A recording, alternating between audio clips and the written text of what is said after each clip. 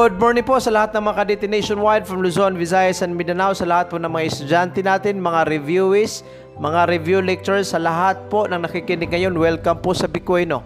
Ang Bicuino po, mga kadete, isang platform po ito sa YouTube na nagbibigay po ng discussion sa lahat po ng mga subjects sa criminology. Nasa part 8 na po tayo ha, so welcome po sa part 8 discussion natin sa Criminal Law Book 2. Do not be surprised again kung bakit ang taas po ng discussion natin. Mataas po talaga yan considering na ang Criminal Law Book 2 ang siyang pinakamarami pong contents based on the table of specifications. Sa part po na ito, pag-usapan lang po natin ang tinatawag nating crimes against property. Okay? Unang krimen dito, itong tinatawag nating robbery. Okay? Sa mga bihasa dyan, sa robbery, magiging enhancement na lang po sa inyo ito. This will refresh your memory. Sa mga baguhan pa lang, kaka-enroll lang ng Criminal Law Book 2, I want you to listen very carefully.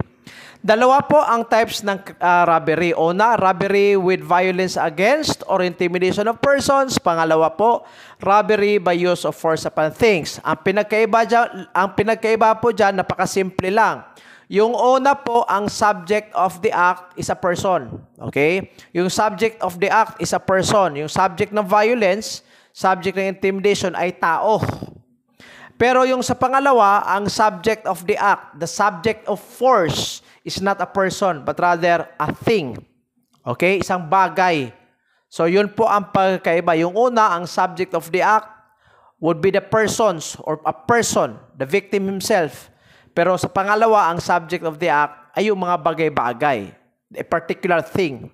Now, in general, may apat po tayong elements ng robbery. Una po yung tinatawag nitong bienes muebles. Okay, I'm sorry. Ang una po is yung tinatawag nating bienes muebles. Ano ba yung bienes muebles? A personal property belonging to another, or a property belonging to another person. Now, ang tandaan po natin dito mga kadete sa nagre-review right now, hindi po kailanganing ang biktima is the actual owner. I repeat, hindi po kailanganing ang biktima is the actual owner in the crime of robbery. For example, pag may cellphone si person A, ibinigay niya or ipinahiram niya kay person B. Here comes person C, kinuha yung cellphone without the permission of person B. Si person B hindi owner. Siya lang yung nanghiram. Ang cellphone is basically owned by person A. Ang nagnakaw is si person C. Considering that the real owner is immaterial in the crime of robbery, magiging liable pa din po si person C ng robbery. Okay, kuha po. Again, yung identity ng real owner is immaterial or not essential so long as the property was taken by the accused without the permission of the victim. Pero may exception tayo. Ang identity ng owner, kailanganin yan in one crime only, and that crime is robbery with homicide. Sa robbery with homicide, essential po talaga na malaman po kung sino yung owner, sino yung biktima. Okay? Pero sa robbery lang, sa ordinary robbery lang, hindi na po kailanganin yung identity. Okay? So number 2, apoderamiento or asportasyon.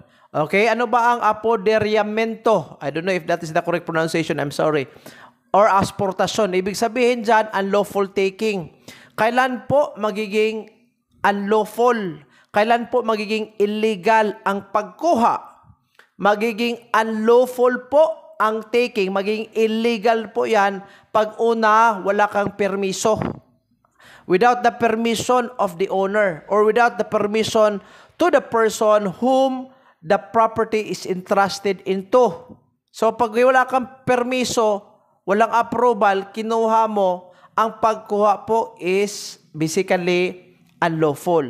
Na pag ikaw yung may-ari, for example, person A ka, ipinahiram mo yung cellphone mo ni person B, tapos here comes a time, kukunin mo na yung cellphone mo from person B, pero ayaw ni person B, in that case, wala pong unlawful because in the first place, ikaw yung owner eh.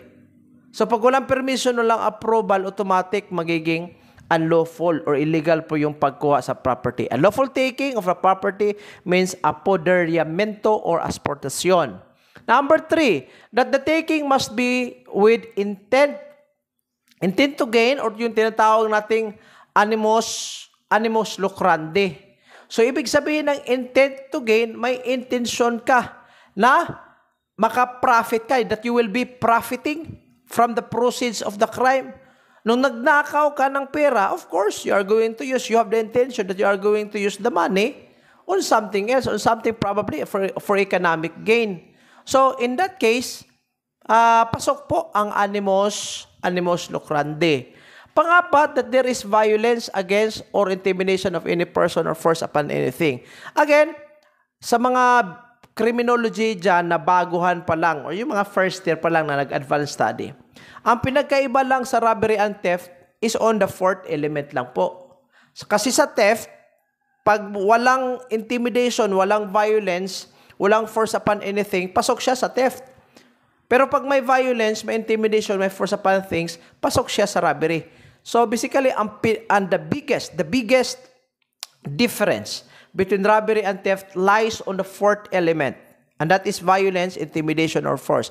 In the absence of force, intimidation, or violence, theft will come in. Pero in the presence thereof, ang krimen po magiging tinatawag nating robbery. Okay? Sa mga baguhan dyan, ha?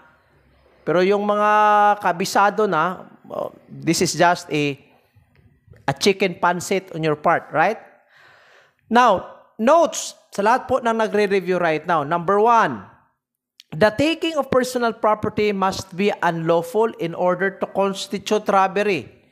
If the property is in the possession of the offender because it was given to him in trust by the owner, the crime is not robbery, but the crime is estafa.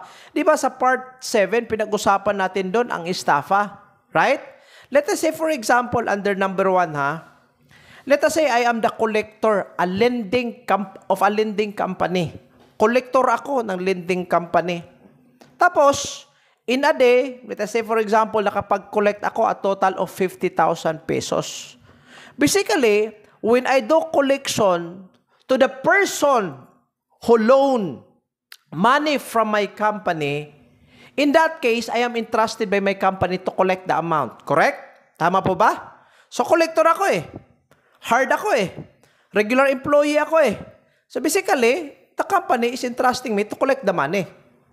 So pag nakakuha ako ng 50,000, nakapag-collect ako ng 50,000 in a day, instead of returning the money, or instead of giving the money, giving it back to the company, instead of remitting it to the company, I choose to spend it for my personal necessity. Or naglayas ako. Dinala ko yung 50,000. Or pag nakakulik ako ng 100,000, yung 100,000, malaking pera na po yan. Naglayas ako, di na ako nagpapakita sa company. Di ko niremit yung 100,000. Ano yung krimen? Theft ba o robbery or estafa? Ang krimen po, hindi siya estafa, hindi po siya theft, but ang krimen po, hindi po robbery, hindi po siya theft, but rather ang crime po is estafa. Okay? Klaro po yan, ha? Sunod. If taking was lawful, kailan po magiging lawful ang taking? Pag naaayon po yan sa batas. Ikaw yung owner, kinuha mo. Yung pinahira mo, kinuha mo. Basically, the taking is lawful. Naaayon. It is anchored or in adherence with the law. If taking was lawful, then misappropriated after possession, the crime is malversation. Ano ba itong malversation? Mga kadete, ang dapat ang tandaan, ang malversation po, nakukomit lang po yan sa mga public official. What am I saying here is that if you are part of the government, an employee of the government, and you misappropriated a particular fund, your crime is malversation. Not theft, not robbery, not estafa, but rather malversation. So ano ang mangyayari sa malversation? Anong ibig sabihin ng misappropriation? Misappropriated. So ibig sabihin nito, let us say, may 1 million pesos. Based on the budget, ang 1 million pesos dapat gagamitin yan in the construction of the road. Okay? Dapat ang 1 million na ayon sa resolution. For example, pag sa municipality yan or city, based on the resolution, ang 1 million pesos shall be used in the construction of a roadway. Pero, ang ginawa mo as a mayor or as a governor of a particular office, kinuha mo yung 1 million intended for the construction of the roadway and you rather use it in order to probably give aid to the persons affected by typhoon. Let us say, nagka-typhoon sa lugar mo. So, yung 1 million, hindi mo nga ninakaw, hindi mo binulsa, pero yung misappropriated. Bakit misappropriated? Kasi yung original intention of the fund is basically for the construction of the roadway, right? Pero you misappropriation in a sense that you did not spend it in the construction, but rather you spend it in giving aid to the victims of the typhoon. Ang tanong ngayon, legal ba yung ginawa mo? Ang sagot, hindi. Kasi nga, may misappropriation. Lawful nga yung taking, considering na ikaw yung mayor, ikaw yung governor, so may karapatan ka. Pero misappropriated yung pondo. So ano ang krimen mo? Hindi po robbery, hindi theft, but rather malversation. I hope naintindihan mga kadete ha. Pangatlo, as to robbery with violence or intimidation, from the moment the offender gains possession of the thing, even if offender has had no opportunity to dispose of the same, the unlawful taking is complete. Ang pinag-usapan dito, yung pinakauna, robbery with violence or intimidation. So, pag unang classification ng robbery, the moment the offender gains possession, anong ibig sabihin ng gains possession? Ibig sabihin, kinuha mismo, nasa kamay niya. Okay? Nasa kamay na niya yung pera. Pag nag-snatch siya, ay yung cellphone nasa kamay niya. That's what we mean by gaining possession of the thing. Even if the accused or yung offender, hindi niya ginasto yung pera or hindi niya pininta yung cellphone na ninakaw niya, even if he did not dispose the product of robbery, still, again, the unlawful taking is considered to be complete. Okay? Kompleto po. Okay na, consummated na po yan.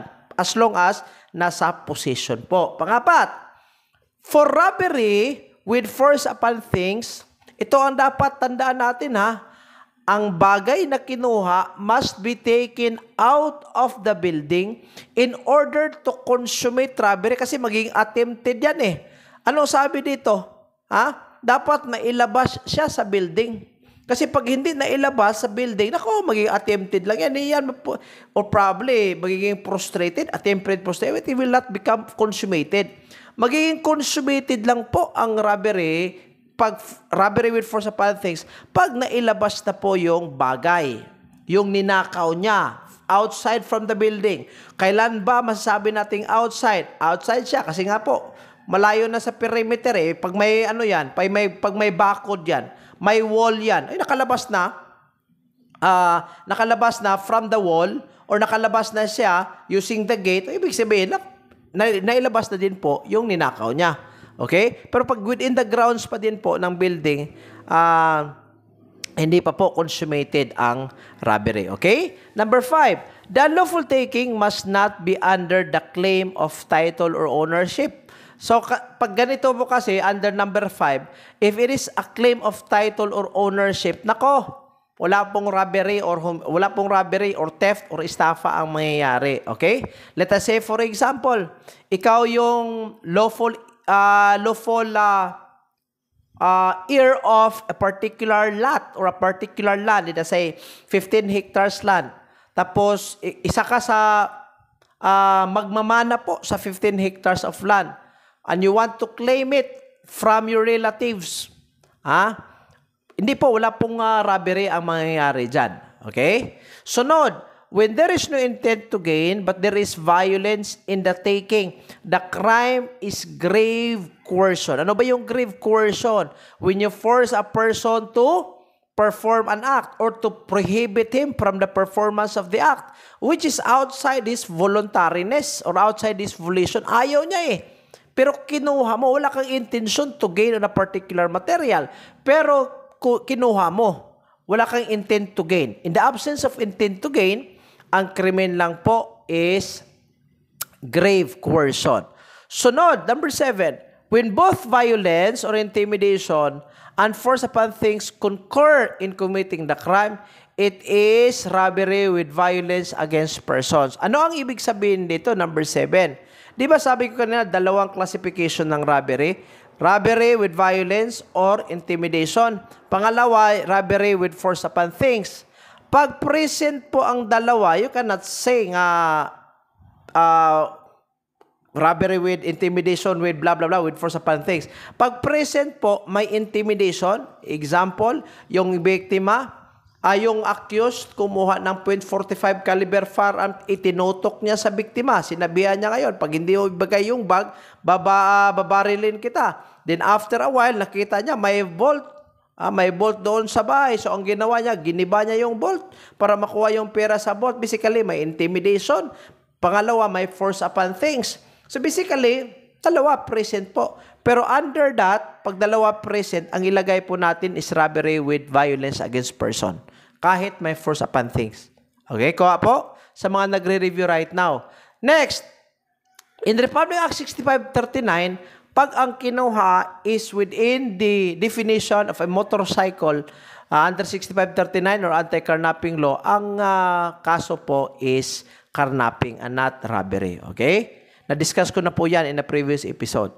Now, unahin natin yung unang classification.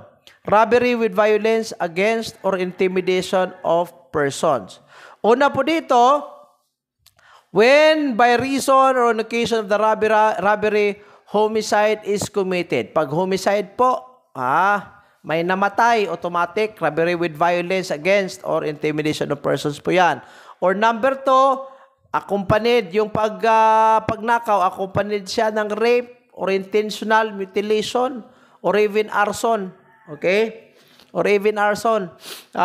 May sali din po yan under the first classification. Number 3, may physical injuries na nagresulta po ng pagka-insanity, pagka-insane, or pagka-imbecile, or impotency, or blindness on the accused, on the victim. So, first classification pa din po. Next, when by reason of or on occasion of the very serious physical injury is committed. So, ano bang ibig sabihin ng serious physical injury? Under sa number 4 po, yung, for example, the loss of speech, hindi na po siya, nawala na po yung capability niya to hear or to smell, hindi na po siya makakita, nawala yung foot or hand or leg, or naging incapable siya to work, automatically, pasok siya sa robbery with violence against or intimidation of persons. Okay? So, wag kalimutan natin mga kadete pag 1 to 9, before I forget na-discuss ko na po ito sa previous episode, but let me repeat. I'm sorry. Let me repeat. Pag 1 to 9 po, slight physical. 1 day to 9 days. Slight physical injury po. Pag hindi siya makapagtrabaho, 1 to 9. Pag 10 to 13, less serious po siya Pag 31 and above, magiging serious physical injury na po. Okay? Next, number 5. If the violence or intimidation employed in committing the robbery shall have been carried to a degree clearly unnecessary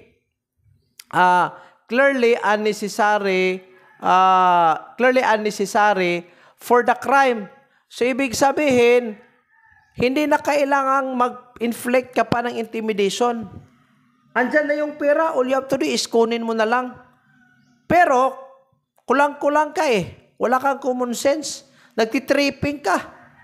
Kahit binigay na sa'yo, yung pera, gusto mo pa rin i-intimidate yung biktima. So, maklasify po yan sa robbery with violence. Okay, next. When in the course of its execution, offender inflicts upon person not responsible for the commission of robbery any of the physical injuries resulting to deformity, blah, blah, blah. Again, that's very self-explanatory. So, note, number 7, the violence employed does not cause any serious physical injury or if the offender employs intimidation only. Again, kailan po maging serious ha? 1 to 9. Pag 1 to 9 po, light lang po yan, slight lang po ha, slight physical injury. Pag 10 to 30, less serious physical injury. Pag above po, seryoso. Sa number 7, kahit hindi serious physical injury, pag ang offender nag-i-intimidate siya, nagdadala ng baril or machine gun para matakot ka, ay pasok pa din po yan sa robbery with violence against or intimidation of persons. Okay? I hope klaro mga kadets ha. May comment section po tayo. You can ask questions using the comment section, and by the time I read it, probably I'll give you an answer immediately. Okay? Depende po sa oras. Sunod, special complex crimes. Robbery with homicide is committed if original design is robbery. Okay? Ang una natin tandaan dito, ano ba yung pinakaunang intensyon ng tao? Pag ang unang intensyon niya is robbery, tapos may napatay siya, hindi ang kaso, special complex crime is robbery with homicide. Yun po ang kaso natin. An homicide was committed, although homicide precedes the robbery by an appreciable time. Anong sabi ng pangalawang context? Homicide was committed, although homicide precedes the robbery by an appreciable time. Yung sa una, robbery with homicide, original design niya is robbery. Nagnakaw siya, may napatay siya, robbery with homicide. Ibig sabihin, robbery precedes over homicide. Sa number 2, homicide precedes over robbery. Ibig sabihin dyan, may napatay siya. Ang intention niya originally is to rob. In the course thereof, hindi pa siya nakapagnakaw, may napatay na siya. After may napatay siya, that's the time na nakuha niya yung pera. Na successful po yung pag-rob niya. Basically, homicide precedes over robbery. Pero in an appreciable time, ibig sabihin spontaneous. Pag sunod-sunod, spontaneous siya, pasok pa din po sa robbery with homicide. If original design is not robbery, but robbery was committed after homicide, as an afterthought, offender committed two separate offenses of robbery and homicide. Klarong-klaro po yan ha. Klarong-klaro. Pag ang unang intensyon niya is to kill, to shoot, or to stab, namatay yung tao. Yun po ang intensyon niya to kill somebody. Pero, may nakita siyang vault, yung maliit na vault, giniba niya yung vault, nakuha niya ngayon ang 12 million worth of jewelry. Ano ang krimen niya? Hindi naman po pwedeng sabihin nating homicide with robbery. In that case, kasi unang intention niya is to kill. Nagiging afterthought lang. Ano ibig sabihin ng afterthought? Ibig sabihin, napag-isipan niya, after na, may napatay siya, after nung napatay niya yung tao. Doon na, nag-concede yung idea niya na magnakaw siya to exploit probably the situation. Pagpatay niya, nakita niya yung bolt, uy, swerte, may bolt pala, kunin ko na lang. At least may value, may profit akong makukuha dito. So in that case, ang krimen po, separate po. Dalawa yung krimen niya. Unang krimen niya, homicide. Pangalawang krimen niya is robbery. Okay? So after after serving sentence of the crime homicide, ay hindi pa siya pwede makalabas kasi mag-start pa din po yung sentensya niya sa robbery na kaso. Okay? The crime is still robbery with homicide if the person killed was an innocent bystander and not the person robbed, and even if the death supervened by mere accident. Unang i-consider natin dito is yung bystander, innocent bystander. Ano yung innocent bystander? Wala siyang kalam-alam, hindi siya kasali sa robbery. Pero by coincidence, yung binaril yung nasa loob ng bangko, dapat ang barilin doon, security guard, nag-ricochet yung bala. Nag-ricochet yung bullet. Doon tumama sa tambay. Inamatay yung tambay. Okay? Hindi siya intensyon sa pagpatay. sa pagbaril, nako, robbery with homicide pa din po. Number 2, if the death supervened by mere accident. Ano ba ibig sabihin ng mere accident? Let us say, for example, kasi you rob a bank, example lang po ito, yung vault nasa second floor. Pumunta ka doon sa vault. Pagkuha ng pera, you were running. Nung tumakbo ka, you accidentally shove a flower vase. You shove a flower vase, nahulog yung flower vase. Pagkahulog sa flower vase, ay nako, may isang tao doon naglalakad. Yung flower vase natama po sa ulo ng isang tao. Namatay yung tao in that situation. Kasi malaki siguro yung flower vase. Dahil lagay na 50 kilos eh. So, nung natamaan siya ng flower vase, it was just a mere accident, correct? Mere accident eh. Pero ano yung krimen? Robbery with homicide pa din po. Okay? Next, in robbery with rape, by the way, balik lang po tayo. May nakalimutan ako. Ito po yung situation sa board examination. I think this came out, if I'm not mistaken, 2019 na criminal, I'm not very sure. It's between 2018 or 2019 criminologist licensure examination.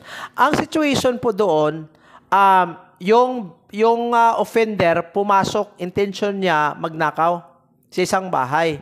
Nako, pagnakaw niya, kasi it was nighttime, he accidentally stepped on a less than 72 hours baby. Meaning, lagay na lang natin, nasa 2 days old pa. Hindi pa nakaabot ng 3 days. So, namatay yung bata when he step on it. Successful yung robbery, pero napatay yung bata. Okay? Infant. So, ang choices doon sa board examination, ano ba yung krimen choices? Letter A, robbery with infanticide. Letter B, robbery with homicide. Letter C, robbery and infanticide. Letter D, infanticide only. Now, pag ganyan po ang situation, even if the child is less than 72 hours, who is killed in the event that the accused or the perpetrator took a property from the building, ang krimen lang po is hindi po infanticide. Mahulog lang po siya under robbery with homicide. Okay, yun po ang tamang sagot ha. Kahit less than 72 hours, huwag niyo sabihing robbery with infanticide. Kasi wala po tayong complex crime na robbery with infanticide. Ang meron lang po tayo is robbery with homicide. Okay? Under sa number 1 pa po yan ha. Alright, again, continue po tayo. Number 2, in robbery with rape, the intent to commit robbery must precede rape. Anong ibig sabihin nito? Dapat mag-una yung pagnakaw, pangalawa lang po yung panggagahasa. Kasi pag nauna yung panggagahasa at saka yung robbery yung nahuli, nako, ibang usapan na yan. Ang pinagsasabi po dito, dapat mauna yung robbery. Okay? Robbery, tapos after nagnakaw, nakita niya na parang ang ganda po ng biktima, ni-rape niya na lang. Okay? Nagnakaw na nga ng rape pa. Ano ba yung krimen niya? Robbery with rape. Okay? When rape and homicide coexist in robbery, rape should be considered as aggravating only and the crime is still robbery with homicide. Napakaklaro po, inilagay ko na po dyan. Ibig sabihin, nung nagnakaw ang isang tao, nakita niya ang ganda-ganda. Ni-rape niya pagkatapos ng panggagahasa, kasi balasubas demonyo So, nagnakaw na nga, nang-rape na nga, yung ni-rape niya, pinatay pa niya kalaunan. Di ba, nakakabwisit mga But this exists. To be honest with you, this exists. Sabihin natin, sir, posible yan. Hindi posible. Sa society natin ngayon, marami na po mga demonyong balasubas. Wala pong remorse, walang konsensya. So, nagnakaw, after nagnakaw, ni-rape. Yung may bahay. Pag-rape niya, pinatay niya. So, nag-exist yung rape, nag-exist din yung homicide along with the robbery. So, ano ang krimen? Ang krimen lang po is robbery with homicide. Okay? Pag napatay po yung babae, robbery with homicide. Ang rape dyan magiging aggravating lang po. Ano ibig sabihin ng aggravating? Sa mga Sa mga baguhan dyan, sa mga second year students, first year, makinig po ha. Pag aggravating po, ibig sabihin ng aggravate, tataas po. Tataas yung sentensya niya. Other qualifying circumstances in robbery with violence or intimidation of persons is when the robbery is committed. Una po, in uninhabited place. Ibig sabihin, walang katao-taong lugar. Pangalawa, band. Ano ba yung band? As discussed in Criminal Law Book 1 mga kadete ha, huwag kalimutan, at least 4 armed malefactors. Iba po yung banda, iba po yung brigandage. Ang brigandage po, yung pagnanakaw po in a public highway or in a highway. Ang band po, hindi po necessarily nasa highway. Okay? Yun pa ang pagkaiba dyan. Band, magkano po? Ilan? At least 4 armed malefactors. Now, huwag kalimutan, wala po tayong krimen na robbery with homicide in a band. Ang krimen lang po is robbery with homicide. Ang band lang po, consisting of at least 4 armed malefactors is just an aggravating circumstance. Okay? Na makapagpataas po sa sentensya ng isang tao. Number 3, by attacking a moving train, streetcar, motor vehicle, or airship, by entering the passengers' compartments in a train or any manner, taking the passengers thereof by surprise in the respective conveyances, or on a street, road, highway, or alley, and the intimidation is made with the use of firearms. Okay? Mga qualifying circumstances po yan in robbery with violence or intimidation. Next, execution of deeds by means of violence or intimidation.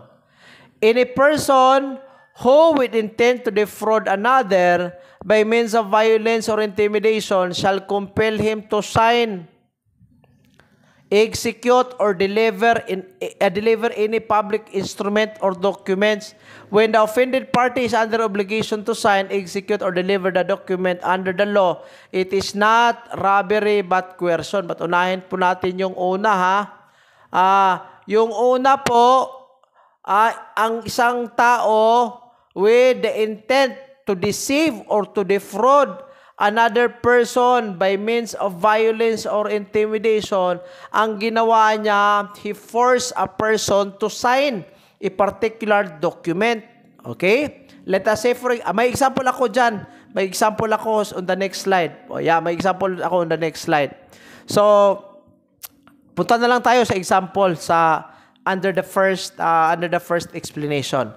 Sa example po, kindly take a look on the PowerPoint slide mga kadete ha. Pag may mga ano kayo dyan, sa mga second year students, first year o third year, pag ka-enroll nyo lang sa Criminal Law Book to, kumuha kayo ng ballpen ha. Pag may Bikuino book kayo, which I strongly recommend, kunin nyo yung Bikuino book at doon kayo mag-jot down. Ha? Huwag na kayo magkuha ng ibang notebook, doon na kayo mag-jot down sa Bikuino. Now, ano ang example dito? Example dito, ito ha.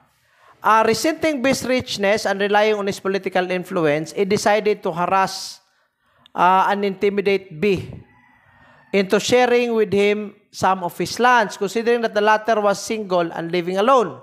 One night, ang ginawa ni A, he broke into B's house, forced him to bring out some titles, and after picking out a title covering 200 square meter in the barangay, kinumpel niya ngayon. He forced B to type out a deed of sale conveying the said lot to him for 1 peso per square meter. All the while, ang ginawa ni A, nagdala siya ng paltik, Calibre 45 in full view of B, who signed the deed out of fear. So, lang magawa si B. Pumasok si A, may daladalang 45. Sabi niya ngayon, bilhin ko yung lupa mo. 1 peso per square meter. Nangyari yan dito sa Negros Oriental eh. Isang politician. Gustong bilhin yung lupa. Ayaw ng may-ari. Yung politician is a notable figure yan. Notable figure po yan sa society namin. So pagpupunta yan doon, I want to buy your 15 hectares piece of land in the amount of 200,000 pesos. Kahit sabihin ng mga ayaw ko, you have to sign the deed of sale. So, sa sitwasyon na ito, walang magawa. May 45 eh. Ano ang gusto mo? Bala na ikakamatay mo or you sign the deed of sale? So, ang ginawa ni B, kung siya magawa, kundi mag-sign na lang. Ano ang krimen dito? Ang krimen is basically robbery.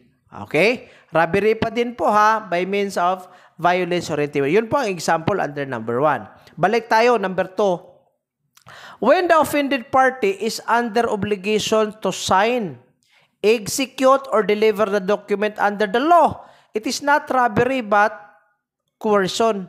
Sa una nating example kanina, he is not mandated. The offended party is not under the obligation to sell. Yung si B, wala siyang obligation to sell. Ayaw niya nga pero wala siyang magawa kasi may 45, kalibre 45. So, mamatay siya pag hindi siya mag-sign. So, in that case, robbery po ang krimen doon. Dito sa number 2, ang offended party kasi may obligation siya to sign. Let us say, for example, ikaw yung ina. Patay na yung husband mo. Ikaw yung ina. Balasubas yung anak mo alcoholic or probably substance user, drug addict. Dala-dala niya ngayon yung last will and testament, nakalagay doon, siya lang out of the 5 children, siya lang ang dapat mag-inherit sa 5 hectares of land. Nakalagay doon sa last will and testament. Walang perma. Siya lang gumagawa doon. Walang perma. So, kailangan niya ng perma ng ina niya. So, pumunta siya sa ina niya, nagdala siya ng machine gun, sinabihan niya yung ina niya, pag hindi ka pera, papatayin kita. Wala magawa yung ina. Under obligation siya sana, kasi nga po, dapat it has to be equally distributed among the 5 children, pero wala siyang magawa Andyan na yung balasubas na anak And she is forced to sign the last will and testament. Ang tanong ngayon, will robbery applies in this case? Ang sagot, hindi po. Ang magiging krimen po is coercion or grave coercion. Kuha niyo po? So, yun po ang example under number 2. Mga kaditi, nilagyan ko na po na yan ng mga example para at least mas maintindihan po natin. Now, tapos na po tayo sa robbery with intimidation or violence. Dito na po tayo sa number 2, robbery with force upon things. Okay? Again, ang subject of the act dito are things, not person. That the offender entered an inhabited house, ibig sabihin may tao, ibig sabihin may nagmamay-ari, ibig sabihin may occupants. Or public building or edifice devoted to religious worship, that the entrance was effected by any of the following means. Take note of the word entrance mean entrance po ang tinutukoy dito. O not, through an opening not intended for entrance or egress. Ibig sabihin, hindi po siya for entrance or exit. Pero, giniba mo. Nakapadlock yung gate Giniba mo yung wall. Minaso mo yung wall kapag enter ka sa building. Yan po ang ibig sabihin under paragraph A. Letter B, by breaking any wall or roof or floor or breaking any door or window just to gain entrance. Letter C, by using false keys, picklocks, or similar tools. Later on, we will talk about false keys and picklocks. Later na po yan. Letter D, by using any fictitious name or pretending the exercise of public authority. Ibig sabihin, nagpapanggap ka na ikaw yung kapatid, ikaw yung cousin, ikaw yung long distance relative in order for you to gain entrance. Okay? Number 3, that once inside the building, the offender took personal property belonging to another with intent to gain. Ang krimen po dito is robbery. Nasa pangalawang classification po siya, robbery with force upon things. Okay? By the way, mga kadete, nakalimutan ko po. Ang definition po natin ng inhabited house ang inhabited house po, kasali din po dyan yung ship or vessel constituting the dwelling. Okay? Vessel or ship constituting a dwelling, kasali din po dyan inhabited house po. Then yung public building under number 1, paragraph B, public building po lahat po ng building na pagmamay-ari ng government or number 2, hindi pagmamay-ari ng government but the government is renting on that building. Ibig sabihin, nangungupa po yung gobyerno on a particular building. Let us say for example, ang sa amin po, ang DOLE, Department of Labor and Employment, they are renting a particular building owned by the private person. Even though the building itself is originally owned by the private person, considering that the agency, a government agency, is renting it in exchange of a particular amount, that building is still, again, within the context of public building. Okay? I hope naintindihan na. Sunod!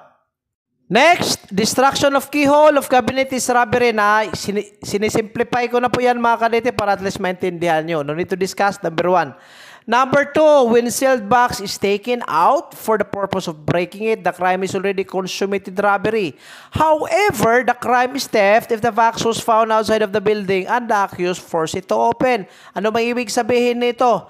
Let us say for example, tip box. Ano ba yung tip box? TIP.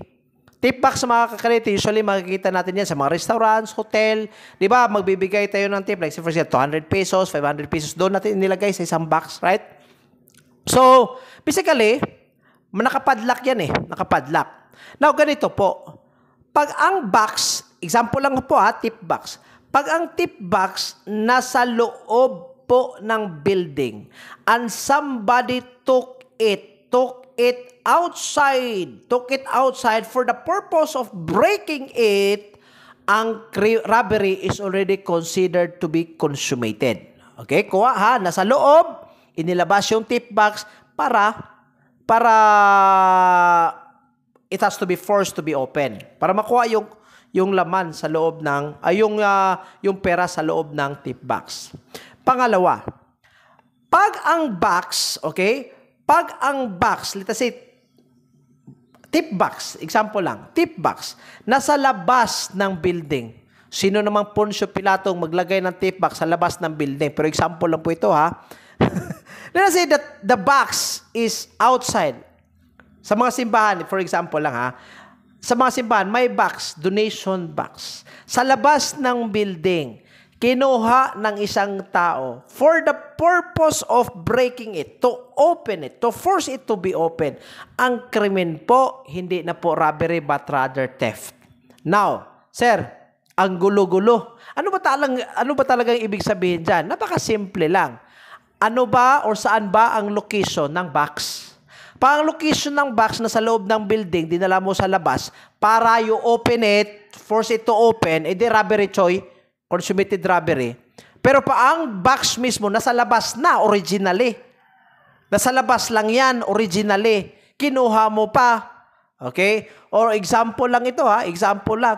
Gagawa ka ngayon you want to make a social experiment. And then in that social experiment, maglagay ka ng different junk foods or snacks doon sa isang street. Okay? Of course, labas yan ng building Tapos, ginawa mo, honest store. Walang nagbantay doon. Honest, it's just purely buying something out of honesty. May nakalagay doon, prices. May box, ang instruction doon, after you buy, let's say, this 20 pesos worth of shampoo, yung 20 pesos will be deposited in the box. Nobody is watching. Kasi nga, honesty store yung robbery, kinuha yung box. Kasi ikaw yung may-ari, you are thinking that yung community mo is comprising with majority of honest person. Hindi yan mangyayari sa panahon ngayon. So, nasa labas ng building na nga yung box. Force it to open by somebody. Ano yung krimen? Hindi na po robbery. Theft na po kayo. Nasa labas na Okay? I hope naintindihan. Pangatlo po, if the box was confided or entrusted into the custody of accused and he takes the money contained therein, the crime is estafa. Kasi nga po, may may confidence, the presence of confidence or trust towards the accused. May pera. Okay, yung box. For example, sa mga simbahan, Okay? May nakalagay doon eh. Box para magbigay ng donation. May naglagay ng 1,000, 2,000. Ikaw yung ikaw yung miyembro ng simbahan in charge with taking care of the money. You are in dire need of an amount. Kinuha mo yung box, you spend the money inside. Ano ang krimen mo? Hindi robbery, hindi din po theft. Ang krimen mo is estafa. Okay? Napakaklaro niyan ha. Next. Sabi ko kanina, pag-usapan natin false key. Basahin muna natin yung yung slide. False keys are genuine keys. Genuine, ibig sabihin, talagang original. Pero ninakaw, stolen from the owner. Or, pangalawa, any keys other than those intended by the owner for use in the lock. Okay? Let us say duplicate key. Pasok dyan sa definition na yan. The key must have been stolen, not by force. Otherwise, it's robbery by violence and intimidation against person. Okay? Klarong-klaro ha. Inilagay ko na po dyan. Dapat ang susi po is not taken by force. Okay? Kasi pag may force yan, magiging robbery with violence and intimidation against person. Pero kung walang force, di pasok pa din po tayo sa robbery with force upon things. Okay? False key must have been used in opening house and not any furniture inside. Otherwise, the crime is only theft. Napakaklaro, Choy. Ha? Basahin nyo ng maigi, ha? Ang purpose ng false key, Pag-open ng main entrance ng bahay. Dapat ang false key doon po ginagamit. Kasi pag ginagamit lang yung key to open a furniture inside, nako, ang krimen dyan, magiging theft lang po. Okay? Magiging theft lang yan, ha? Next, if the key was entrusted to the offender and he used it to steal, crime is not robbery but theft. Again, another very complicated statement here. Pag ang isang tao entrusted with a particular key, siya yung pinaka trusted man inside the house, katulong for example, pero ginamit niya yung key na yan to open a particular box na may pera. Edi qualified theft, papasok dito ang qualified theft or ang theft. Okay? False keys include, picklocks or similar tools. Or number 2, genuine keys stolen from the owner. Or yung mga duplicate keys. Number 3, any key other than those intended by the owner for the use in the lock, blah, blah, blah. Okay? So, under number 3, huwag kalimutan, if no force entry or breaking, and false key is only used to open the cabinet with cash, crime is only theft. But if there is force entry, and false key is used to open the cabinet, magiging robbery po yan. Okay? So, ang sabi ko kanina, ang bottom line nito is yung entrance mismo. So, sa entrance, let us say, for example, open lang yan. He just pushed the gate a little. And when he pushed the gate a little, the gate suddenly opened. So, pumasok siya, may false key siya, ginamit niya yung false key para ma-open yung cabinet na may lamang pera. Ano yung krimen doon? O magiging theft lang po. Pero pag i-twist natin yung situation, pag open niya using a false key, may nakakita sa kanya, and the person who opened the cabinet get a firearm and probably aim it against the occupant of the house, o magiging iba na po yan. Hindi na po yan force upon things, but rather robbery with force or intimidation. Okay? Note, passing through an open door but getting out of a window is not robbery. Klaro yan, but rather theft. Again, balik-balikan ko po ang concept dito, ang bottom line, yung pag-break sa main entrance. Entrance ang pinag-usapan, hindi exit. Ibig sabihin, to constitute robbery, dapat ang outside door must be broken or smashed. Okay? Ano ibig sabihin ng smash? Talagang sinira mo. Kasi if the lock was merely removed, Just merely remove. Larissa, it's just a piece of chain or a piece of rope. Itinali. Hindi yan mag-constitute ng robbery. If the chain is merely removed or the lock was merely removed or the door was merely pushed, krimen is only theft. Okay, balikan po natin ha. Let us say, situation. May naka-close nga yung door, yung gate mismo. May chain siya. Pero yung chain, hindi nakapadlock. So, ang ginawa ng isang tao, it just merely took off the chain and pushed the gate and the gate opened and he has entrance already on the house. Pagpasok niya sa house, let us say for example, dumating yung may-ari. Okay? Dumating yung may-ari. Andyan sa gate. Pero hindi po nakakita sa robber or sa magnanakaw. So, ang ginawa ng mga nakaw, wala na po siyang point of exit. Hindi pwedeng babalik siya doon sa gate kasi andyan yung may-ari. So, knowing that the owner of the building does not know that he is inside, ang ginawa ng magnanakaw, sinira niya yung window para makalabas siya. Sinira nga niya yung window, nakalabas siya, dala-dala yung pera. Ang tanong, kasi sinira niya yung window, pag exit niya, pwede bang papasok sa robbery? Ang sagot, hindi. Kasi ang punto nito is yung point of entrance, hindi point of exit. Nakuha niyo po?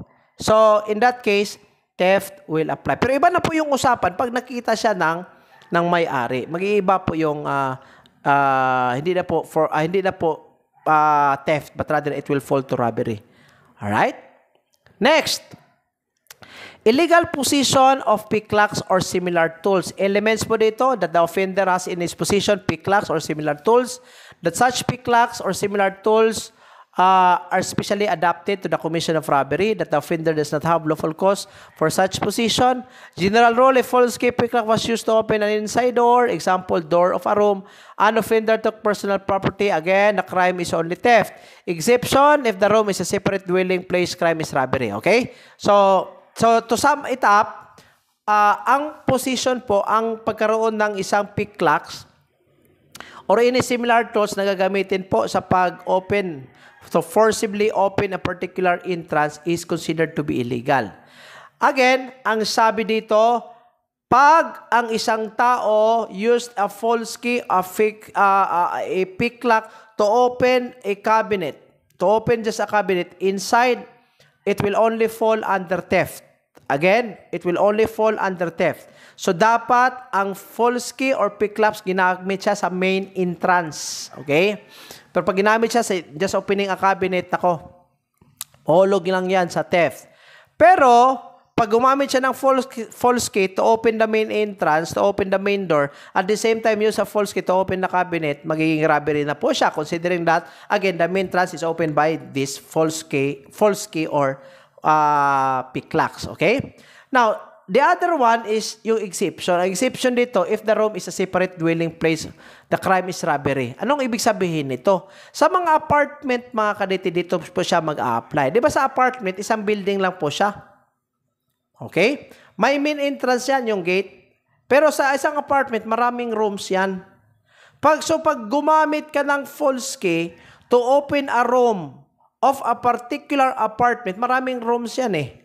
Hindi na po siya doon masali sa theft, but rather, maisali po natin siya sa tinatawag nating robbery. Kasi po, every room in the apartment constitute a separate dwelling.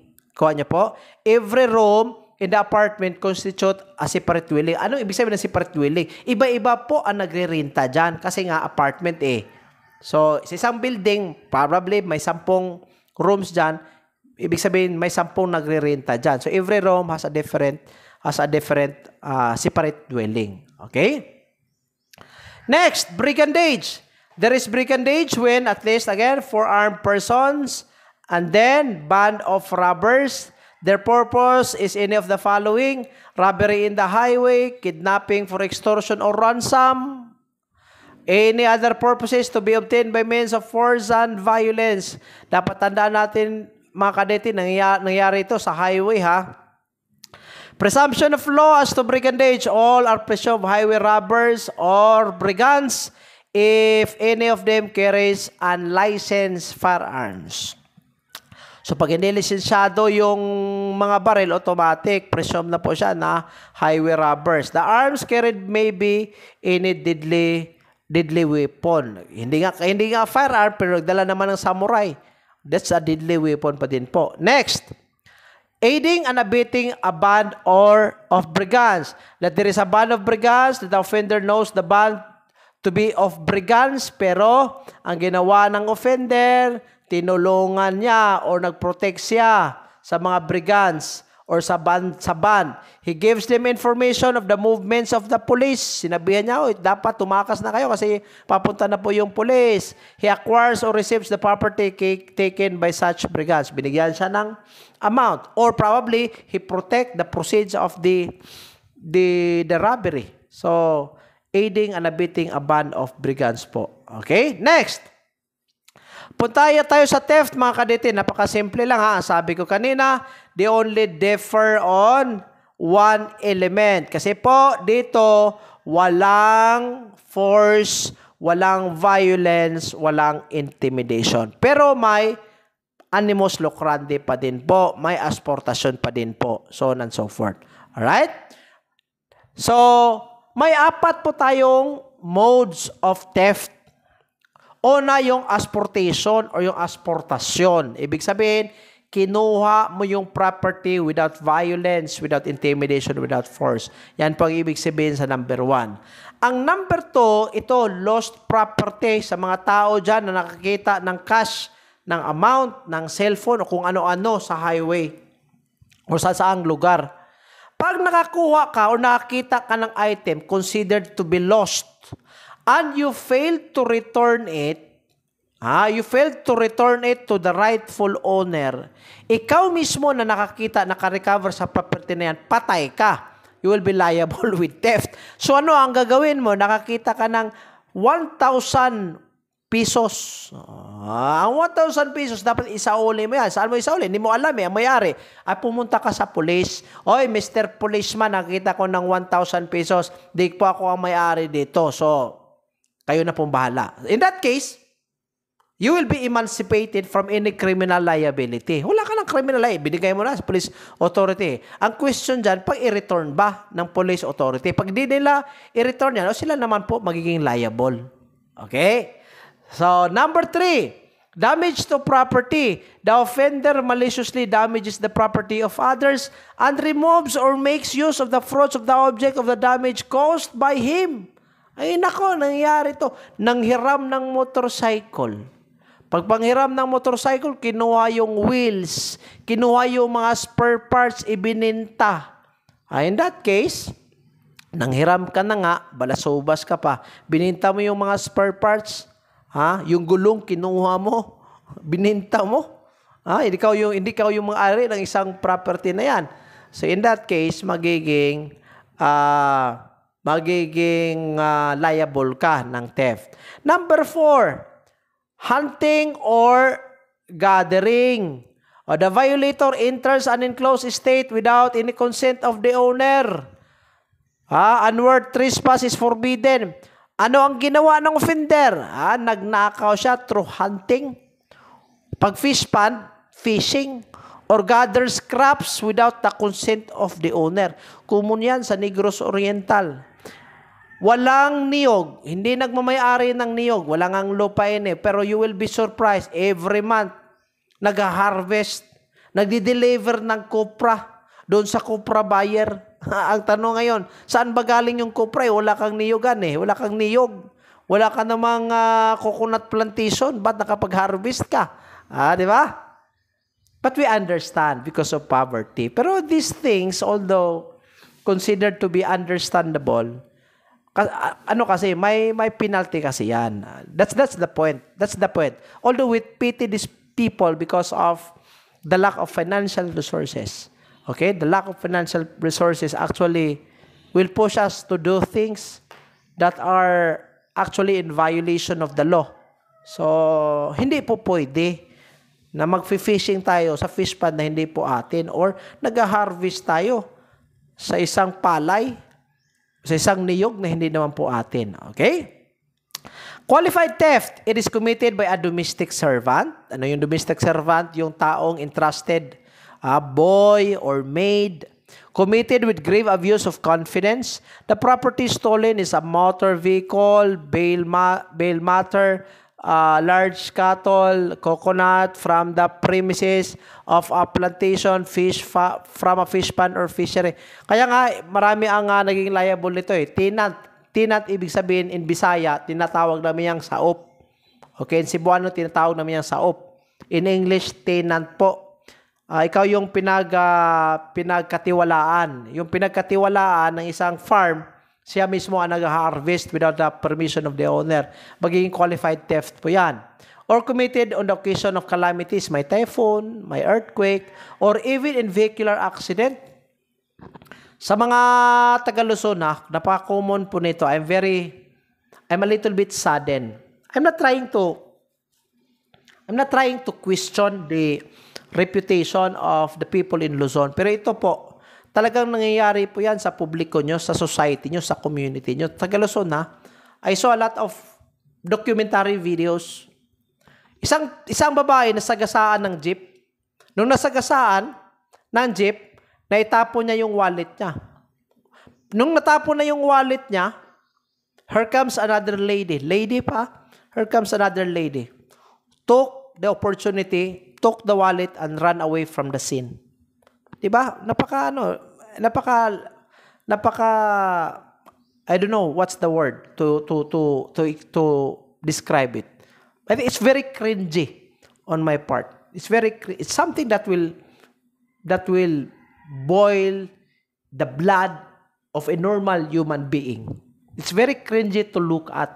Nangyayari po yan, nadidisgrasya na nga, kinuha mo pa. Namatay yung tao, ninakawan mo pa. Binaril yung tao, kinuha mo yung pera.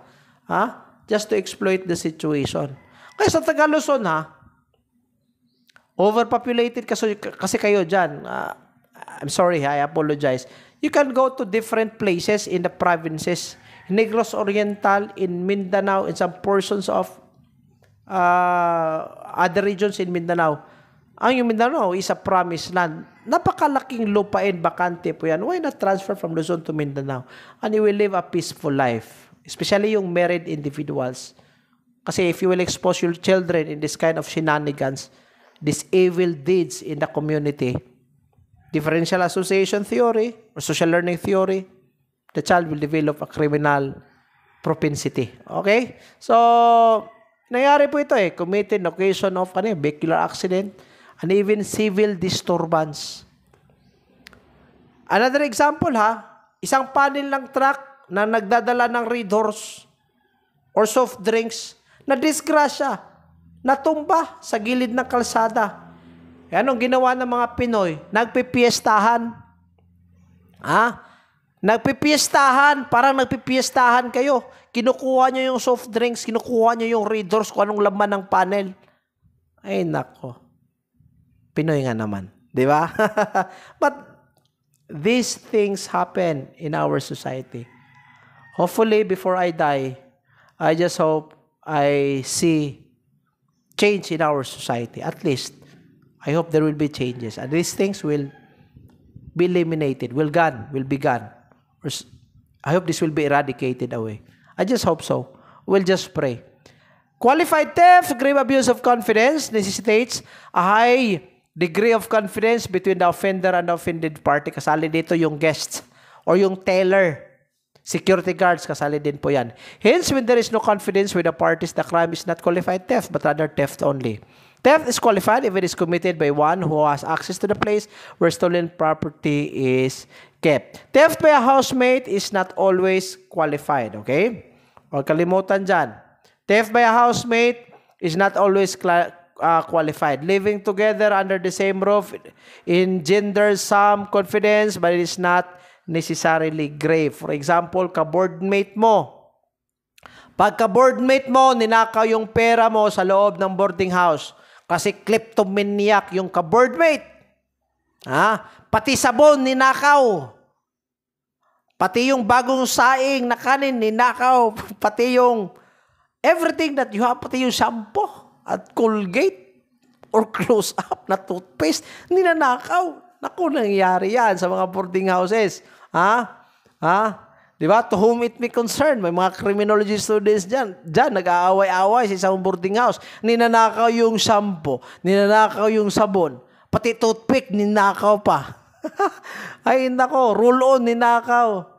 You cannot say it's qualified theft even if you are living in the same room, in the same roof. Okay? So, dapat may degree of, talagang ang degree of confidence is grave. Or ibig sabihin, talagang pinagkatiwalaan mo ang isang tao for it to become qualified theft. Okay? Next. Note when a POV in boundary system entrusted to the offender is sold to another, the crime is theft. Now, question. Ano ba itong boundary system sa mga taga-probinsya dyan, especially in Mindanao and in the Visayas? Ibig sabihin ng boundary sa Tagalog, nag-arkila ka, magbabayad ka. For example, pag taxi yan, let's say 1,000 yung boundary. Ibig sabihin, sa isang araw, nirentahan mo yung taxi, hindi ka o may-ari, at the end of the day, dapat magbayad ka ng 1,000 pesos as renta sa isang isang owner. Okay? So basically, ang owner entrusted you the taxi, entrusted you the vehicle. Okay? So, pag ninakaw mo yan or pag ibininta mo ang taxi, hindi naman ikaw ang may-ari, nirentahan mo lang, basically, ang krimen po is theft.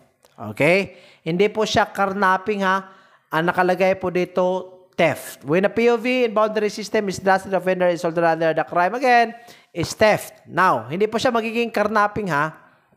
Now, if the motor vehicle is not used for public utility in boundary system, but under contract of lease, the crime is estafa. Ano bang ibig sabihin nito? Yung number 1, PUV, Public Utility Vehicle. Ibig sabihin, pampasaheroan. Okay? Pampasahero na vehicle. Okay? Public vehicle. Taxi, for example. Jeepney, for example, na nagre-renta lang yung driver. Sa number 2, ang motor vehicle is not for public use. Ibig sabihin, private siya pero magre-renta ka. Okay? For example, motorcycle, magre-renta ka 300 pesos per hour. Okay? So, nagre-renta ka ng motorcycle na hindi po siya PUV, 300 per hour. Pero, after renting it, nagperma ka sa kontrata na dapat ganito ang babayarin mo. Pag renta mo, when you use it, ang ginawa ng isang tao, you sell it. Okay? You sell it to somebody. In this context, ikaw ay hindi may-ari. You just simply rent it. So ano ang krimen mo? Ang krimen mo is estafa. Okay? Dapat may kontrata yan ha. Kontrata. Okay? Number 3, when the purpose of taking the car is to destroy by burning it, the crime is arson. Again, ano ba ang intention dito? Pagsunog. If the main intention or the original intention is to destroy the property by means of fire, kahit anong property pa yan, kahit motor vehicle yan, ang krimen po is arson.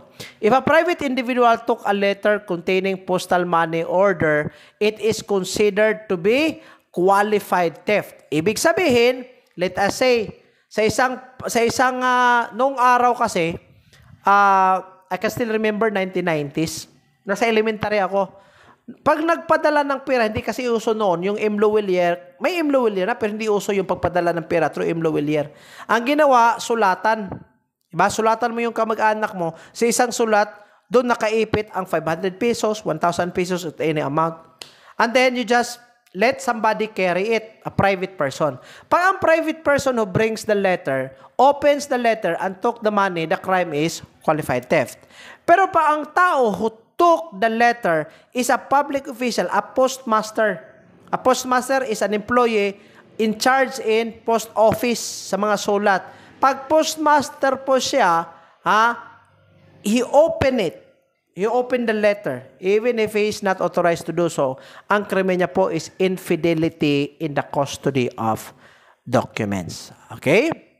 Sunod, itong Presidential Decree 533, Anti-Cattle Rustling Law. Sinalip ko po ito para at least holistic po yung pagre-review natin. Now, unahin natin yung cattle. Ano ba itong cattle?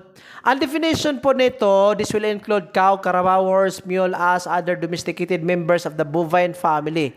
Remember, a pig, a goat is not included because it is not large. Large cattle po yung mga membro ng bovine family. Pag member ng bovine family po, magiging cattle rustling. Pero pag ang ninakaw is just a piece of a chicken, it's just a chicken, or it's just a goat, or anything that is not included under the definition of large cattle, hindi po pwedeng mag-file tayo ng kaso na cattle rustling. Ang ninakaw dito large cattle. Okay, nandyan na po yung definition dyan. Okay? It includes the killing of large cattle, taking its meat or hide without the consent of the owner or the raiser. Kasali din po ito, sa Negros Oriental, controversial din po. Kinuha lang, pinatay, during night time, ginagawa ito, pinatay yung cattle, yung cow.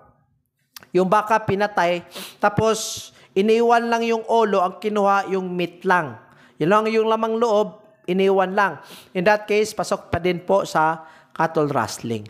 Presumption, every person in possession of large cattle shall, upon demand by competent authorities, exhibit required documents. Failure to do so is a prima facie evidence that large cattle in possession are fruits of the crime of cattle rustling. Kaya nga po, pag magbibenta po tayo or magbili po tayo ng mga hayupan, ng mga livestock, dapat po documented yan. Dapat po nakalagay sa document that we sell it or that we buy it from this blah blah blah blah blah blah blah. But dapat nakalagay, ang context dito, dapat may document to prove ownership or to prove purchase of the particular cattle. Okay? Kasi pag wala, magiging prima facie evidence yan to prove na nag-commit ka ng cattle rustling. Next, occupation of real property or usurpation of real rights in property. In a person who by means of violence against or intimidation of persons shall take possession of any real property or shall usurp in the real rights in property belonging to another. Hindi ikaw yung may-ari, Hindi ikaw may-ari ng isang property, you pretend that you are the owner. Ginamit mo. Even in reality, ikaw ay just another person. You do not own it basically. Elements that the offender takes possession of any real property or usurps any real rights in property. May motorcycle. You pretend that you are the owner. In fact, you are not. That the real property or real rights belong to another, that violence against or intimidation of persons is used by the offender in occupying real property or usurpation real rights in property, and that there is intent to gain. Talagang magkaproblema ka po. Ito, very common ito sa may mga lupain. Okay? You usurp a property of a person, you pretend that you are the owner or that you are a sole heir of that property or part of the heirs of the property. When in reality, you are not. Nagtanim ka, nag-harvest ka, or probably you have it leased to somebody, pinagrintahan mo, That's basically a crime under the revised penal code. Occupation of real property or usurpation of real rights in property. Next, altering boundaries or landmarks. Ito hindi na po kasali sa board exam, pero I'd like to put this in the discussion para at least holistic po. That there be boundary marks or monuments of towns, provinces, or the states, or any other marks intended to designate the boundaries of the same. That the offender alters said boundary marks. The word alter may include the destruction of stone monument, taking it to another place, or removing a fence. Or another is yung landmark ng property. Ang tawag sa amuana in Bisaya, muhon. Sa mga Tagalog, di mo makasabot ani, hindi kayo makaintindi. Ibig sabihin po, yung isang landmark that will tell you the boundary of a particular lot or a particular land. Because you wanted to exploit the opportunity to make it appear that you own a bigger portion of land, what you do is you took off the landmark at transfer it to another place para lalaki yung lupain mo. Nako, that's pointless kasi po, when we buy a particular land, nakalagay po dyan yung exact point, exact location. Nakalagay po dyan yung exact coordinates kung saan po ba dapat ang boundary ng land mo. That's irrelevant. Pero ginagawa yan. Or, very basic. Nung mag-travel tayo, may nakalagay dyan, kilometrahe. Kilometer 1, 2, 3, 4, 5. Ikaw, wala kang, nagtitrip ka lang sa buhay, dinestroy mo, giniba mo, yung mga landmarks na yan. So, you are punishable under the law. Okay? Next. Again, balikan natin ang estafa, mga kadete. Elements of estafa in general, defrauded another by abuse of confidence or by means of deceit. The damage or prejudice capable of pecuniary estimation is caused to the offended party or third person. Ito po yung pinaka-basic Pinaka-basic. Ibig sabihin, you have been entrusted with a property by means of deceit. You sell. You sell the property or you give it to somebody. 3 ways of committing estafa with abuse of confidence. Una, misappropriating the thing received. Or number 2, converting the thing received or denying that the thing was received. Okay? Alright? So, ano ba ang pinagkaiba sa tatlo? When we say misappropriating the thing received, ibig sabihin, you have been entrusted with a particular property. Let us say, for example, pera ng lending company worth 50,000 pesos. Okay? Instead of remitting it to the lending company, bumili ka ng aircon para ibigay sa company. To make it appear that you are concerned with the welfare and well-being of the employees. And you are not authorized to do so. That's misappropriation, that is estafa. Pero pag misappropriation, tapos public official ka, hindi po siya estafa. As I've stated a while ago, malversation po yan. Number 2, by converting the thing received. Yung entrusted to you, let us say, motor vehicle, pinahiram sa'yo. Let us say, Hilux yan pinahiram. Ang ginawa mo, bininta mo, worth 3 million, tapos binigay mo yung 3 million, doon sa may-ari, ito yung bininta ko na yung yung Hilux mo. Nako, that's estafa pa din po. Next, by denying that the thing was received.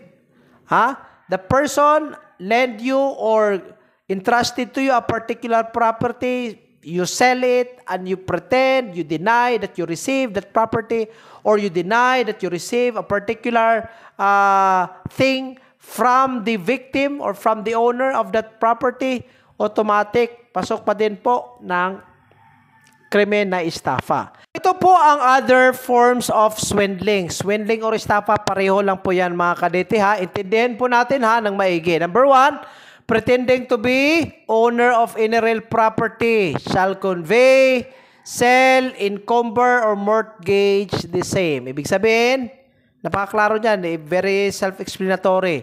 You pretend that you are someone else, that you are an heir of a property. Ikaw yung tagapagmana ng isang property. Bininta mo, in reality, hindi ikaw pala yung may-ari. Hindi ikaw yung may-ari. So basically, estafa. Or you pretend that you are the owner of the vehicle, but actually, that vehicle was just entrusted to you. You sell it to somebody, estafa po. Number 2, in a person who knowing that real property is encumbered shall dispose of the same. Ibig sabihin po kasi ng encumbered, bawal po galawin yan. Especially sa mga motorcycle. Tingnan nyo po yung mga registration nyo sa motorcycle. Pag nakalagay dyan, encumbered, ibig sabihin, bawal po yung ibenta. Kasi po, ang nangyayari po ito pag buwan-buwang hulugan po yung motorcycle. Ibig sabihin, hindi po siya full payment. So, pag naka-encumbered yan, bawal pong ibenta.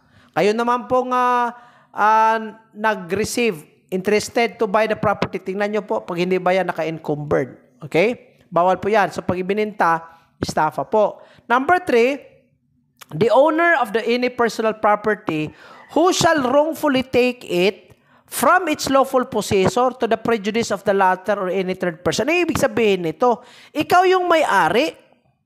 Ikaw yung may-ari, but you wrongfully take your property from a lawful possessor. Sino ba yung lawful possessor nito? Na nagkaroon ng prejudice on the lawful possessor. Saan ito mangyayari? Kailan ito mangyayari? Example po mga kadete, ikaw yung owner ng car. Okay, ikaw yung owner ng car. And then, nasira yung car mo, you have it repaired by a person, by a mechanic. Now, what you do is you wrongfully took the car which you own from the mechanic. And probably you failed to pay the necessary payment or kinuha mo lang to the prejudice of the repair person or to the mechanic. Probably, kinuha mo lang, hindi nabayaran yung spare parts, so on and so forth, without the permission of the repairman or the mechanic, kinuha mo lang in your own volition, hindi ka po nag-ask ng permission. Nako, pwede po dyan, estafa. Okay? May estafa po dyan, ha? Even if you are the owner and you wrongfully took it, and it created prejudice to the latter or to the third person, nagkaroon ng walang bayaran or probably yung spare parts na ginamit hindi nabayaran, walang permiso sa mechanic because in the first place, the moment you have it given to the mechanic or to the repairman, he has the legal accountability, he has the legal ownership, legal position thereof. Considering that you entrusted that property to him for repair. Pero ang ginawa mo, kinuha mo lang. Gusto mong kunin, walang permiso. Nako, pwede po tayo sa swindling or estafa. Sunod, any person who, to the prejudice of another, shall execute any fictitious contract. Gumagawa ka ng kontrata, kahit hindi naman valid, hindi legal. For example, may kontrata tayo, magde-deliver na ako sa toniladang sugar sa inyo. You have to pay this amount. In reality, hindi naman nangyari. Fictitious naman. Kasi nga po, you just pretended to be someone else. Estafa po. Shall accept any compensation given him under the belief that it was in payment of services rendered or labor performed by him, when in fact, he did not actually perform it. Example, si lawyer A, he received the amount 1 million as acceptance fee of the case, but in reality, ang abogado pala on that particular case is person B. Pero knowing that it is 1 million, kinuha lang ni person A. Under the context, pretending that he is actually the lawyer. When in reality he is not. It was actually attorney B. So, estafa pa din po. Next, any person who, while being a surety in a bond, given in a criminal or civil action without express authority from the court, or before the cancellation of his bond, or before being relieved from the obligation contracted by him, shall sell, mortgage, or any other manner encumbered real property or properties. Now, ganito po. Pag ang property po natin naka-attachment po yan, ibig sabihin ng attachment, it's an order from a competent court wherein a particular property is temporarily confiscated with the position of the court in order to satisfy a particular judgment. Example, isang 15-hectare piece of land containing coconut trees. Pag naka-attachment po yan, ibig sabihin bawal yung complainant at saka yung accused, bawal pong mag-harvest. Nobody should touch it. Okay? Ikaw naman, kahit naka-attachment pa yan, or surety yan sa korte, ibininta mo, mortgage mo, naka-encumbered mo, in-encumbered mo. Nako, estafa po ang kalalabasan dyan. So unless, sabi na ng korte na pwede nang galawin. Now, this is really the person, the owner thereof. Okay? So, pag nag-harvest ka, kahit sabi ng korte, wag mo nang galawin, ay nako, patay ka ngayon. Sunod, other deceits.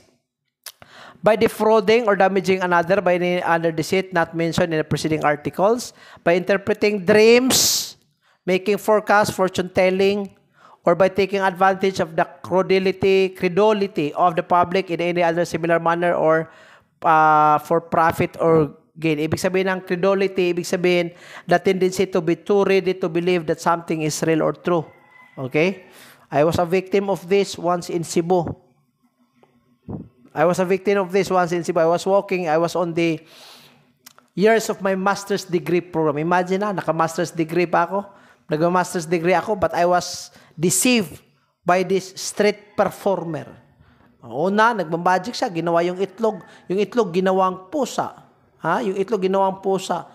Tapos may itlog naman, ginawang dove, kalapate. So I was a little bit amazed because I'm a little bit amazed with magic. Kalaunan, pinapunta kami. Magbibigay daw siya ng 3 numbers.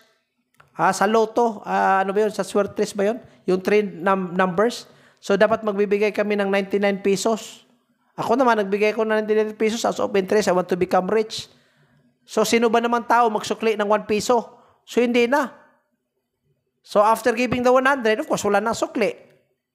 So, dapat, pag sabi nilang, talagang lalabas ito na numeros in this particular hour, dapat you will say, I believe. Dapat lakasan mo. Kasi pag sabihin mo, I believe, the other person will push you and will say, you have to shout because you need to believe. Ay, nako. In reality, 200 pesos was taken from me. And then I realized after I was deceived. Master's degree na yan, ha?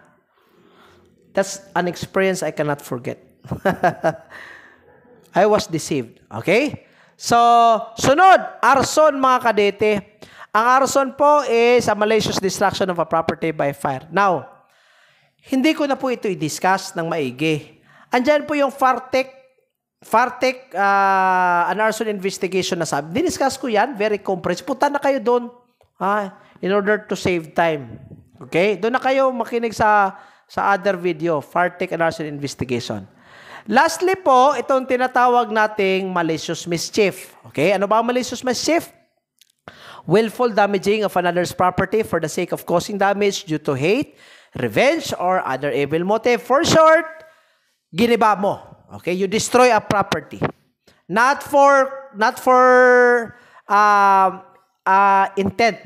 Without intent to gain. Without intent to gain, you just destroy it. Elements that the offender deliberately caused damage to the property of another, that such act does not constitute arson or other crimes involving destruction. Number 3, that the act damaging another's property be committed merely for the sake of damaging it. Nag-wild ka, you go hammock, nagiging balasubas ka, giniba mo ang property, that's malicious mischief. Note, malicious mischief cannot be committed through negligence because the offender acts with a specific desire to inflict injury to another. Ibig sabihin, dapat intentional. Negligence, ibig sabihin reckless. So, dapat without recklessness, dapat with intention that you damage a particular property. Next, if there is no malice in causing injury, the offender incurs only civil liability. Ibig sabihin, walang malice siya. Wala kang negative intent to cause injury to somebody. So, ano ang gagawin? Civil liability lang, bayaran mo lang. For example, gumamit ka ng motorcycle, nasira yung motorcycle, wala ka namang intention. Ano ang gagawin mo? May criminal liability ka ba na malicious mischief? Ang sagot, hindi. Babayarin mo lang sa nasira mo. Okay? Sunod. But if the offender used the property after causing damage to it, the crime is theft. Sinabi ko na kanina. You damage the property, and then, you take off the proceeds. Or motorcycle, for example, na-damage na yung motorcycle, kinuha mo yung spare parts, bininta mo. Ay, theft yan. Damage in malicious mischief must not result from a crime. Example, breaking windows during robbery is not malicious mischief. Ang malicious mischief is a singular act, not entwined by other criminal acts. Kasi pag entwined yan with other criminal acts, nako, it will be carried over. Example, robbery. In robbery, giniba mo yung door, giniba mo yung entrance. Pwede ka bang kasuhan ng robbery with malicious mischief? No. Malicious mischief will be carried over. So, single act po ito ha. Again, nalasing ka, nag-wild ka, you become reckless, giniba mo yung mga bagay-bagay. That's basically malicious mischief. Okay? But if malicious mischief is committed in order to perpetrate another criminal act, yung malicious mischief will only be carried over. Next, cases of qualified malicious mischief. Number 1, causing damage to obstruct performance of public functions. Pag may election or pag may SONA and you destroy or you obstruct the performance of that function, basically malicious mischief. Using poisonous or corrosive substance in order to kill to kill cattle, livestock, so on and so forth. Spreading infection or contagious disease among cattle, damage to property of National Museum, blah, blah, blah. Qualified malicious mischief is different from sedition because the element of tumultuous uprising is not present in the former crime. Kasi pag may tumultuous uprising yan, meaning there is rise against the government, tapos you damage a property, it's going to be part of sedition. But in here, wala pong tumultuous affray. Wala pong tumultuous uprising. It's just you destroy something. Next, other mischiefs. Mischiefs not included in Article 328, punish according to the value of the damage caused. Example, scattering human excrement. Ano ibig sabihin nito? Tumatae ka mismo sa Rizal Park. Ay nako, kaya galit si Isko Moreno dyan eh. Tumatae doon sa mga monumento. Killing of cow as an act of revenge. A servant who released bird from cage as act of hate against owner. Ay nako, other mischief yan. Alright? Next. Pero may mga persons exempted tayo from criminal liability in crimes against property. Ito. I discuss it in several videos. Tatlo lang po ang krimen dito ha. Theft, estafa, at saka malicious mischief. Let us say theft. Let us say, anak mo, ninakawan ka 10,000 pesos, ikaw yung magulang. Pwede ka bang mag-file ng qualified theft or theft? Ang sagot, hindi. Kasi po, exempted sila. Okay? Number 2. Let us say, you give 10,000 pesos to your child. Anak, I'd like to entrust this amount to you. Give it to me after 5 months because I will use it. Pero hindi pa nakaabot ng 5 months, ginasto na ng anak mo. Question. Is your daughter or your son liable for swindling or estafa? Ang sagot, hindi po kasi exempted. Next, binigyan mo ng cellphone ang bata mo, iPhone 20 para mas advance. iPhone 20 binigay mo, kahit wala pang iPhone 20, gumawa ka iPhone 20. Pero giniba niya. Nagalit siya sa'yo eh, kasi gusto niya makipag-date sa nobya or nobyo niya, pero hindi mo pinayagan, giniba niya yung cellphone na binigay mo. Yung mga bata ngayon, napaka-abusado. Gen Z. So, giniba niya. Will he be liable for malicious mischief? Ang sagot, hindi. Kasi po, malicious mischief, swindling or estafa, and theft, exempted po ang mga kamag-anak or yung descendants or ascendants. Okay? So, tingnan po natin yung mga persons exempted from this. Okay? Spouses, yung mga asawa. Ascendants or descendants. Ascendants, ibig sabihin, pag ikaw yung ama, pag ikaw yung anak, ama, from son to the parents. Parents to the grandparents. Okay? Descendants, ikaw yung ama, then anak mo. Descendants. Or relatives by affinity in the same line.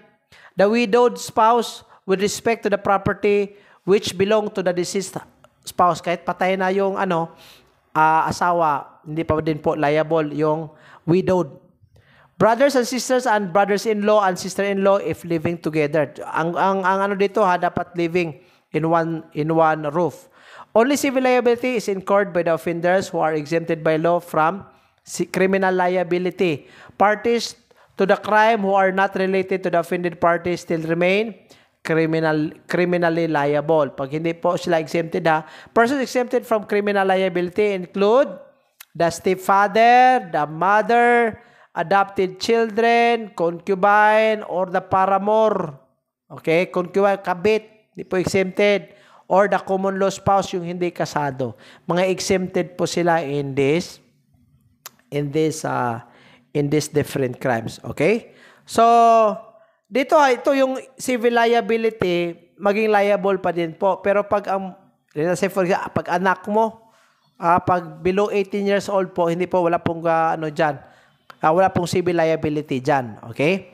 So, it's gonna be another story pag nakapag-giba or nakapag-cause ng damage is another person. Okay?